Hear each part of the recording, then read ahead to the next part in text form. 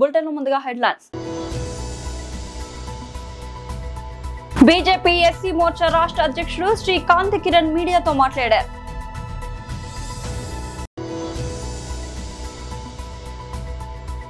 రాష్ట్ర ఎన్నికల సంఘాన్ని కలిసిన తర్వాత మీడియాతో మాట్లాడుతున్న బీఆర్ఎస్ నాయకులు.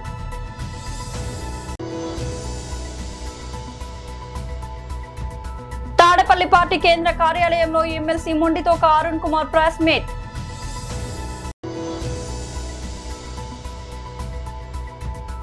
ది కేరళ స్టోరీ 2 ని వ్యతిరేకిస్తూ బీఫ్ తో నిరసన. బీజేపీ ఎస్సీ మోర్చా రాష్ట్ర అధ్యక్షుడు శ్రీ కాంతి కిరణ్ మీడియాతో మాట్లాడారు. ఫీ రియంబర్స్మెంట్ పేరు మీద తెలంగాణ ముఖ్యమంత్రి ఇంతకుముందు బడ్జెట్ల మొన్న బడ్జెట్ల దాదాపు ఒక 1000 కోట్లు ఖర్చు కేటాయింపు చేసిండు. అందరూ షెడ్యూల్ కులాలకు సంబంధించి యువకులందరూ అనుకున్నారు, అబ్బా మేము మా ఉజ్వలమైన భవిష్యత్తు బాగుంటుంది, ముఖ్యమంత్రి గారు ఇన్ని కోట్ల రూపాయలు కేటాయింపు చేస్తున్నారు అంటే ఖచ్చితంగా pre matric scholarship, post matric scholarship అవన్నీ కూడా మాకు వస్తాయి అని ఆశపడ్డారు. కానీ దుర్గార్గం ఏంటంటే తెలంగాణ ముఖ్యమంత్రి ఎస్సీ కార్పొరేషన్ నుంచి కానీ, ఎస్సీ వెల్ఫేర్ డిపార్ట్మెంట్ నుంచి కానీ, ఏ వ్యవస్థ నుంచి కూడా ఎస్సీ ఎడ్యుకేషన్ డిపార్ట్మెంట్కి కానివ్వండి ఈ రోజు వరకు కూడా ఒక్కటంటే ఒక్క ఎస్సీ విద్యార్థికి ఫీ రీయింబర్స్మెంట్ పేరు మీద ₹1 కూడా వాళ్ళకి స్కాలర్షిప్ రాలే. మరి ఇన్ని కోట్లాది రూపాయలు కేటాయింపు చేస్తున్నారు కదా, ఎటుపోయినాయి మా పైసలు? ఇంకో విషయం, ఎస్సీ కార్పొరేషన్కి ముఖ్యమంత్రి గారు చాలా గర్వంగా చెప్పిండు, తెలంగాణ కేసీఆర్ హయాంలో తెలంగాణ ఎస్సీ కార్పొరేషన్ అనేది నిర్వీర్యం అయిపోయింది, నేను దాన్ని తారాస్థితి తీసుకుపోతా, దాన్ని అభివృద్ధి పథకంలో తీసుకుపోతా అని ప్రగల్భాలు పలికిండు తెలంగాణ రేవంత్ రెడ్డి ముఖ్యమంత్రి గారు. కానీ పోనీ ఏమైనా న్యాయం చేసిండు ఎస్సీ కార్పొరేషన్ కంటే? ఎస్సీ కార్పొరేషన్కి అయినా దాదాపు మొదటి సంవత్సరంలో 1500 కోట్ల రూపాయలు కేటాయింపు చేసిండు, తర్వాత 1800 రూపాయలు కేటాయింపు మొన్న బడ్జెట్లో చేసిండు. సరే, ఇన్నిగానం కోట్ల రూపాయలు కేటాయింపు చేసిండు కదా, ఎక్కడైనా సరే ఎస్సీ విద్యార్థులకు కానీ ఎస్సీ యువకులకు కానీ ఎవరైనా స్వయం వ్యాపారం చేసుకుందాం. ఇంతకుముందు ఎస్సీ కార్పొరేషన్ ఒక గొప్ప వ్యవస్థ ఉండే, షెడ్యూల్ కులాలకు సంబంధించిన యువకులు స్వయం ఉపాధి కోసము మేము ఆటో పెట్టుకుంటామంటే డబ్బులు ఇచ్చేది, మేము చిన్న టెంట్ హౌస్ పెట్టుకుంటామంటే డబ్బులు ఇచ్చేది, ఏమైనా కుటీర పరిశ్రమ పెట్టుకుంటామంటే ఎస్సీ కార్పొరేషన్ నిధులు ఉండేవి. కానీ దుర్మార్గం ఏమిటంటే ఈరోజు ఎట్లాంటి పరిస్థితి అయిపోయిందంటే ఎస్సీ కార్పొరేషన్లకు సంబంధించిన కమిషనరు ఉదయం వస్తాడు, ఛాయ్ తాగుతాడు, మధ్యాహ్నం భోజనం చేస్తాడు, సాయంత్రం ఇంకో కప్పు ఛాయ్ తాగుతాడు, బట్టసంగా ఇంటికి పోతాడు, ఆయనకి ఎటువంటి నిధులు లేవు, ఏం పని లేదు. మరి ఏం చేస్తున్నావు ఆ కమిషనర్ అంటే ఉత్తగా కూర్చుంటున్నా అంటున్నాడు. సరే, కమిషనర్ పరిస్థితి అది ఉంది అంటే ఎస్సీ వెల్ఫేర్ సంబంధించిన ఏదైనా మంత్రి గారు ఏమైనా పని చేస్తున్నారా అంటే SC corporation SC social welfare సంబంధించిన మంత్రి గారు, ఆ మంత్రి గారికి కూడా ఎంత పరిస్థితి, అయ్యో అడ్లూరి లక్ష్మణ్ కుమార్ గారికి కూడా ఏం పని లేదు పాపం. ఆయన కూడా ఉదయం వస్తాడు, ప్రభుత్వం నుంచి రావాల్సిన ఏవైతే ఛాయలు, బ్రేక్ఫాస్ట్లు, లంచ్లు, కట్టోరోడు కాజు అంటాడు, అన్ని తింటాడు, సాయంత్రం మటసంగా వెళ్ళిపోతాడు. ఎందుకు అంటే వాళ్ళకి తెలుసు ముఖ్యమంత్రి గారు బడ్జెట్ల షెడ్యూల్ కులాలకు సంబంధించిన వివిధ డిపార్ట్మెంట్లకు డబ్బులు కేటాయింపు చేస్తున్నాడు, కోట్లాది రూపాయలు కేటాయింపు చేస్తున్నారు. కానీ నిజంగా ఆ డిపార్ట్మెంట్లకు ఎవరికి కూడా, ఫైనాన్స్ డిపార్ట్మెంట్కి నిజంగా డబ్బులు ఎవరికి రావట్లేదు. ఇది ఒక నగ్న సత్యం తెలంగాణ సంబంధించిన ప్రభుత్వాన్ని. రాష్ట్ర ఎన్నికల సంఘాన్ని కలిసిన తర్వాత మీడియాతో మాట్లాడుతున్న బీఆర్ఎస్ నాయకులు. మీడియా మిత్రులకు అదేవిధంగా 50 మంది తెలంగాణ ప్రజలందరికీ కూడా హృదయపూర్వకంగా నమస్కారం. ఈ రాష్ట్రంలో ఫేర్ అండ్ ఫ్రీ ఎలక్షన్స్కు అర్థమే లేనట్టుగా, రాజకీయం అంటే రౌడీజము, ఎన్నికలంటే కేవలం అధికారంలో ఉన్నటువంటి ఒక పార్టీకి లబ్ధి చేకూర్చే విధంగా మొత్తం ఎన్నికల యంత్రాంగం, పోలీసులు అంతా కూడా కుమ్మక్క అయిపోయి ఈరోజు మున్సిపల్ ఎన్నికల్లో తెలంగాణ వ్యాప్తంగా ఇవాళ అనేక దాష్టికాలకు, దుర్మార్గాలకు, ఎన్నికల పైన ప్రజలకు కనీస నమ్మకం పోయేటువంటి ఒక రీతిలో అత్యంత రౌడీజంతో అత్యంత దుర్మార్గంగా వ్యవహరించారు. దానికి ఒక మచ్చు తునక ఇవాళ ఇబ్రహీంపట్నంలో జరుగుతున్నటువంటి ఒక ఎన్నికల తతంగం.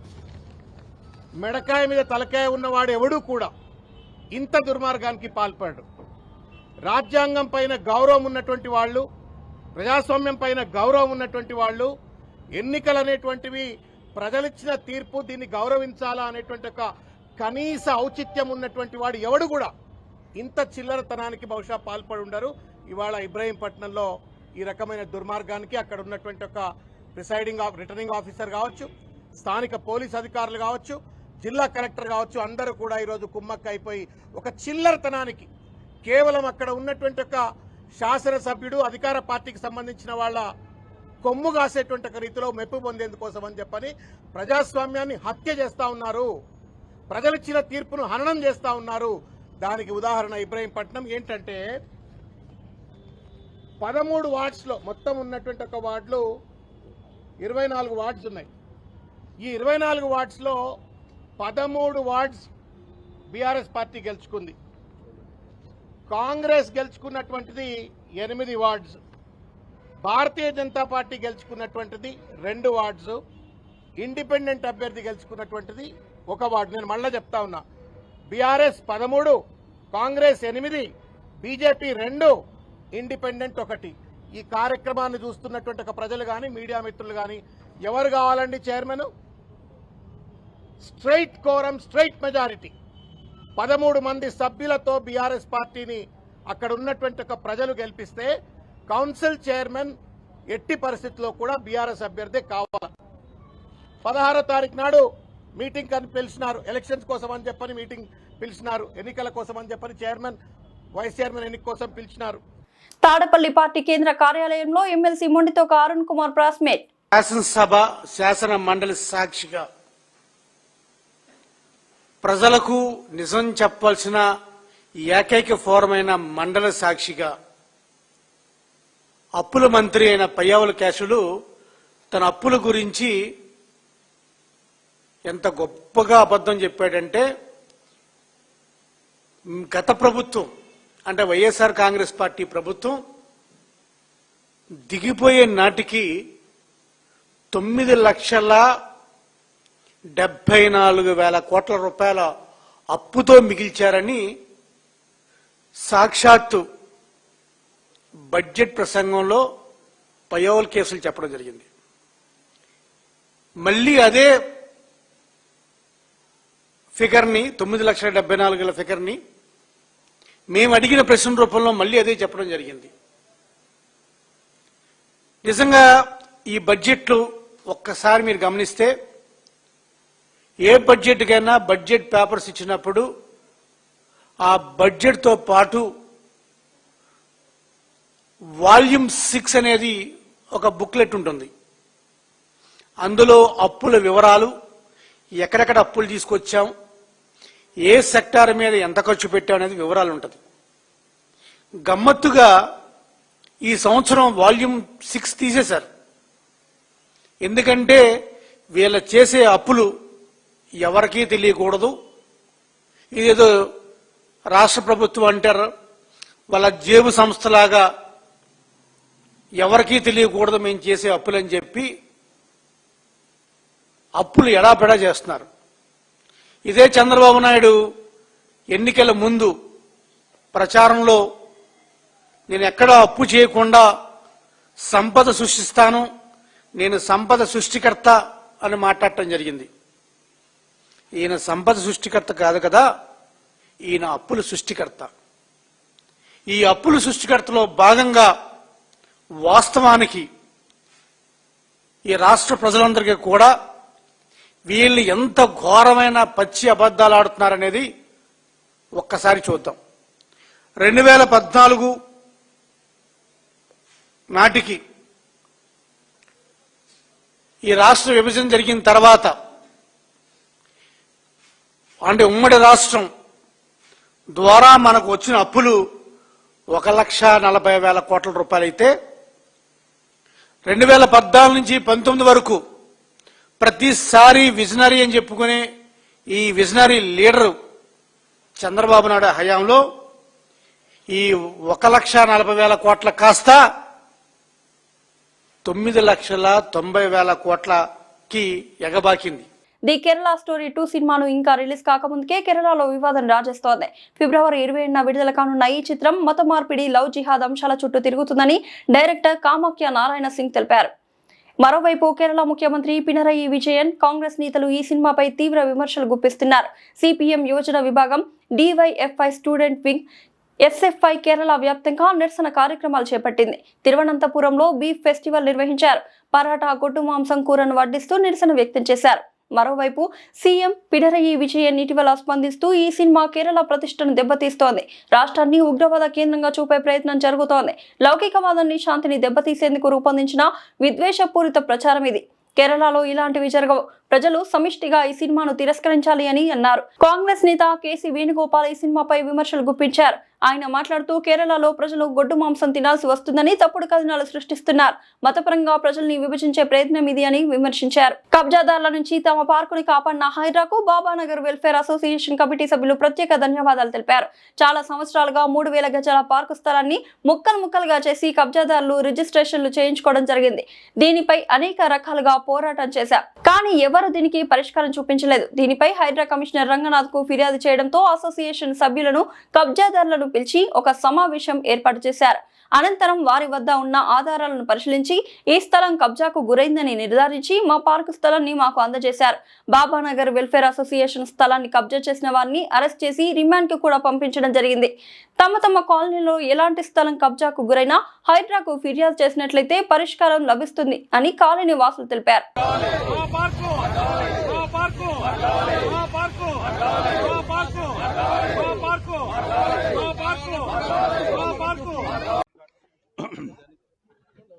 నాచారం సమీపంలో ఉన్నటువంటి మల్లాపూర్లోని బాబానగర్ కాలనీలో 3000 గజాలకు పైగా పార్కు స్థలం, అంటే పార్కుకు కేటాయించినటువంటి స్థలం 3 దశాబ్దాలకు పైగా కబ్జాలో ఉన్నది. కొన్ని దుష్టశక్తులు ఈ పార్కు స్థలాన్ని ఆక్రమించి వాటికి లేని నంబర్లు సృష్టించి ఆ పార్కు స్థలాన్ని ముక్కలుగా చేసి తమలో తాము పంచుకొనడం, బయట వాళ్లకు అమ్మేసి వందల వేల కోట్ల రూపాయలు సమకూర్చుకోవడం అనేటువంటిది జరిగింది. 3 దశాబ్దాలుగా మేము చేస్తున్నటువంటి ఈ కాలనీ స్థలాన్ని రక్షించుకునేటందుకు మేము చేస్తున్నటువంటి ప్రయత్నాలు అనేటువంటివి విఫలమవుతూనే వచ్చాయి. మా పోరాటం కొనసాగుతూనే ఉంది. కానీ పార్కుని ఏ శక్తులైతే ఆక్రమించాయో వాళ్ళు రకరకాలైనటువంటి ఒక కులాన్ని, ఒక మతాన్ని, ఇలా రకరకాలైనటువంటి వాటిని అడ్డం పెట్టుకుని కాలనీలో ఉండేటువంటి వాళ్ళందరినీ కూడా భయోత్పాతానికి గురి చేసి, అంటే ఈ విషయమై పోలీసులకు కంప్లైంట్ ఇచ్చినా, అటు జిహెచ్ఎంసీ కంప్లైంట్ ఇచ్చినా, ఎటువంటి వారికి కంప్లైంట్ ఇచ్చినా కూడా వాళ్ళ మీద కులం పేరుతో చిట్టాడనేటువంటి కేసులు పెడతామని, ఇతరమైనటువంటి కేసులు పెడతామని బెదిరించడంతో కాలనీ వాసులు ఎవరూ కూడా ముందుకు వచ్చేటువంటి పరిస్థితి లేకపోయింది ఈ 3 దశాబ్దాల కాలంలో.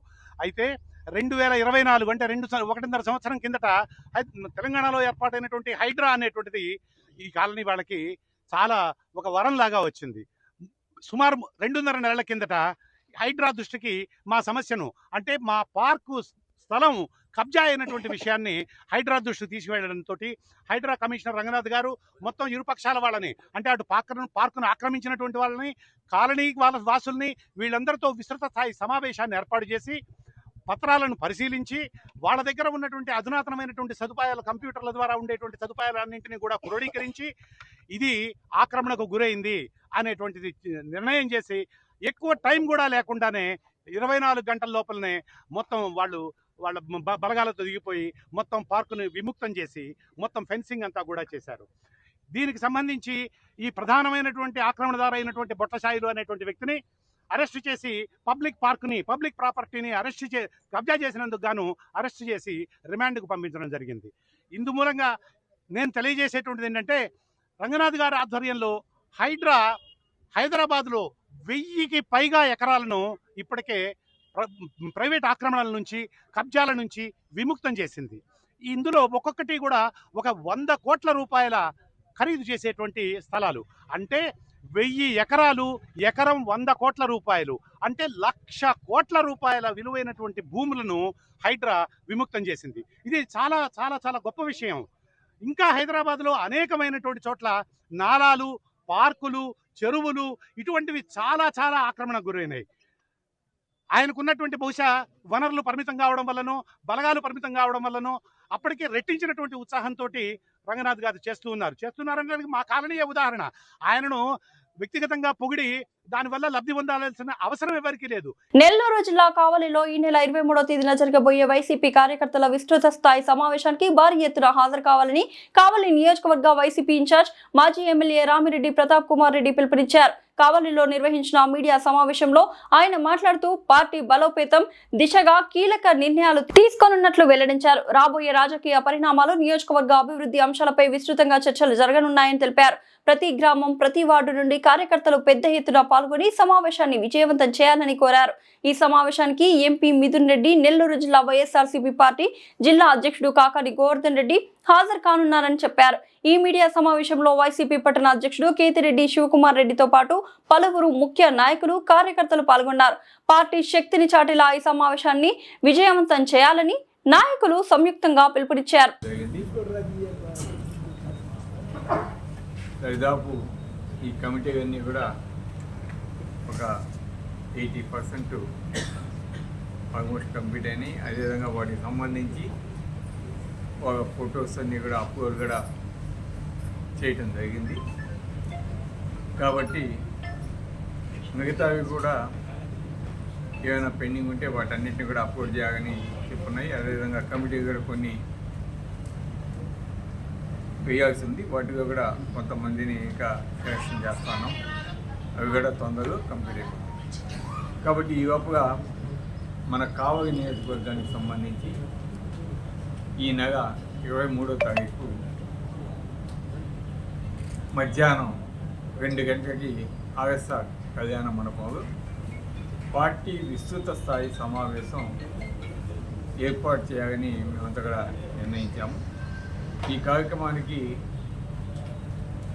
మన వైఎస్ఆర్ కాంగ్రెస్ పార్టీ పెద్దలు, ఎంపీ గారు, అదేవిధంగా రీజనల్ కోఆర్డినేటర్ పెద్దిరెడ్డి మిథున్ రెడ్డి గారు, అదేవిధంగా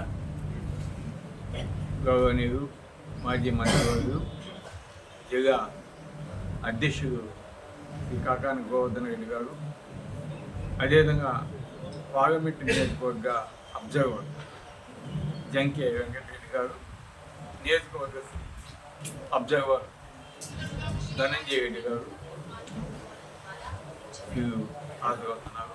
కాబట్టి కావలి నియోజకవర్గంలోని నాయకులందరూ, అదేవిధంగా ఈరోజు పదవులు అందరికీ ఇస్తున్నాము. వాళ్ళందరూ ఆ కమిటీ సభ్యులందరూ కూడా ప్రతి ఒక్కరిని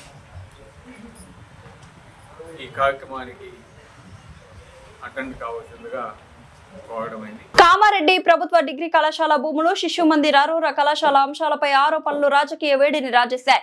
కాంగ్రెస్ నేతలు చేసిన ఆరోపణలకు సాక్ష్యాధారాలు తీసుకుని శిశు మందిర్ వద్దకు రావాలని కాటిపల్లి వెంకటరమణారెడ్డి సవాల్ విసిరారు. ఈ సవాల్ను స్వీకరించిన కాంగ్రెస్ నాయకులు శిశు మందిర్ వైపు కదిలారు. పరిస్థితులు ఉద్రిక్తంగా మారడంతో పోలీసులు వారిని అడ్డుకుని అదుపులోకి తీసుకున్నారు. ఈ సందర్భంగా కాంగ్రెస్ కార్యకర్తలు షబీర్ అలీ జిందాబాద్, రమణారెడ్డి డౌన్ డౌన్ అంటూ నినాదాలు చేశారు. పలువురు కాంగ్రెస్ నాయకులను అరెస్ట్ చేసి పట్టణానికి తరలించారు. సంఘటనా స్థలంలో ఉద్రిక్త వాతావరణం నెలకొంది. భారీగా పోలీసులు మోహరించి పరిస్థితిని అదుపులోకి తీసుకొచ్చారు. అరెస్టుల అనంతరం కాంగ్రెస్ నాయకులు స్పందిస్తూ మాటిచ్చాం, వచ్చాం, నిరూపించడానికి సిద్ధంగా ఉన్నామని తెలిపారు. ఎమ్మెల్యే చేసిన ఆరోపణలు చర్చకు రాలేదని మండిపడ్డారు. షబీర్ అలీ గురించి మాట్లాడే హక్కు ఎమ్మెల్యేకు లేదని హెచ్చరించారు. ఇకపై ఇలాంటి వ్యాఖ్యలు చేస్తే తీవ్రంగా ప్రతిస్పందిస్తామని స్పష్టం చేశారు. భూముల వివాదంపై స్పష్టత కోసం సంయుక్త చర్చకు సిద్ధమని కూడా పేర్కొన్నారు.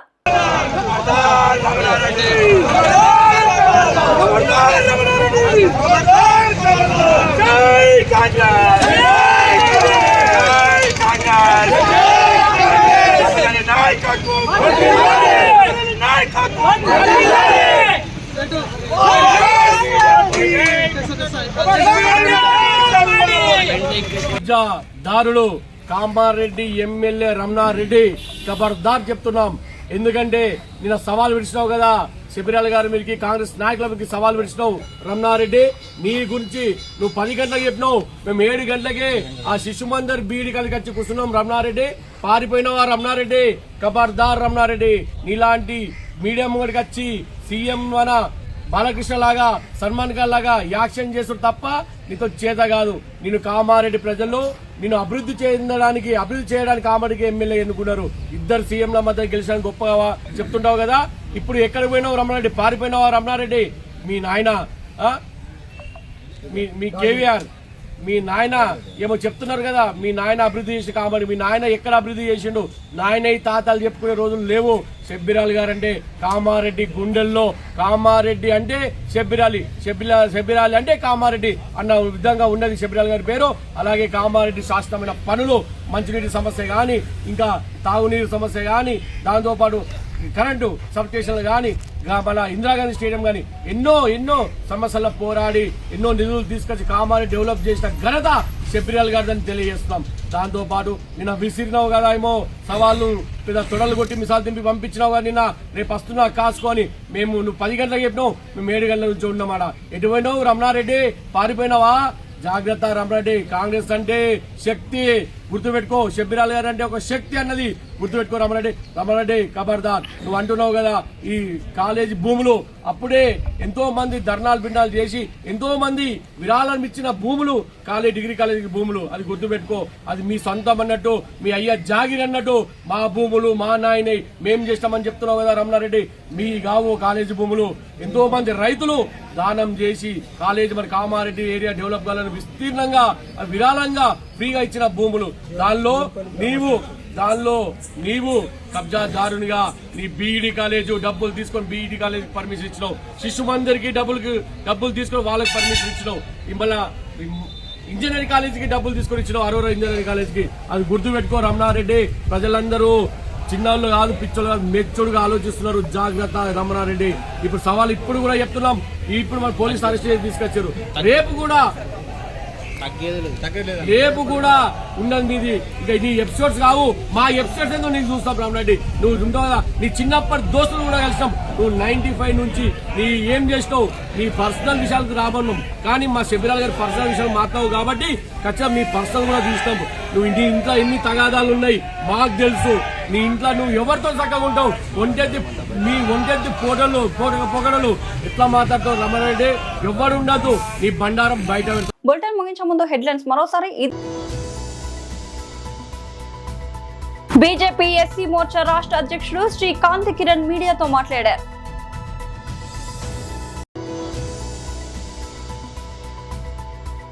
రాష్ట్ర ఎన్నికల సంఘాన్ని కలిసిన తర్వాత మీడియాతో మాట్లాడుతున్న బీఆర్ఎస్ నాయకులు.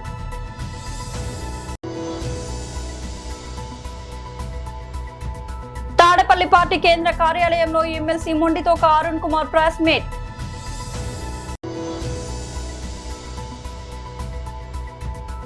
ది కేరళ స్టోరీ 2ని వ్యతిరేకిస్తూ బీఫ్ తో నిరసన. ఇవాల్టి బులెటిన్ అప్డేట్. మరొక బులెటిన్ మళ్ళీ కలుద్దాం. అంతవరకు సెలవు.